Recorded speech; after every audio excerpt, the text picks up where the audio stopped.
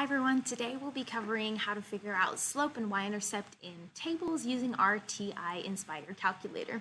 So here we go. The first thing you are going to find on your TI Nspire calculator is the button that looks like a spreadsheet, this one down here. When you open it up, the first thing you want to do to recreate this table is you want to make sure that the A at the very top has the letter X typed in and the B at the very top has the letter Y typed in.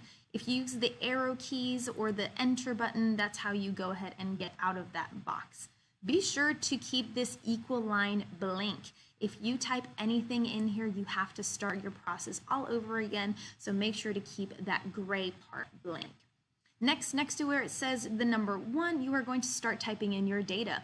Go ahead and completely recreate this table that you see into your calculator. So negative, remember this is the negative key, -2, click enter.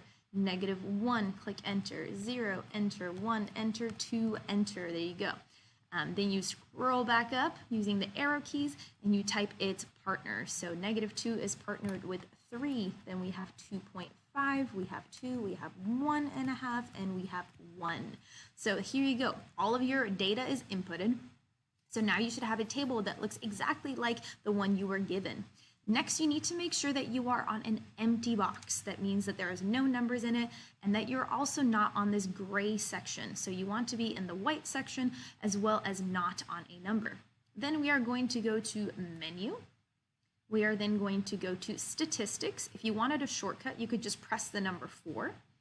Then we are going to stat calculations or shortcut 1. And then we are going to go to 3, linear regressions, or the MX plus B, which should look pretty familiar. So your shortcut was menu 413. That's your shortcut to get to this. Then comes the really obvious question. The X list should be the letter X. Your Y list should be the letter Y.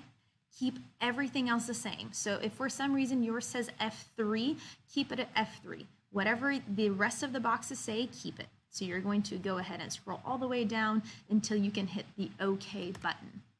Here you are given the M, also known as your slope, and the B, also known as your Y-intercept. So over here, it says your slope is -0.5 and your Y-intercept is 2.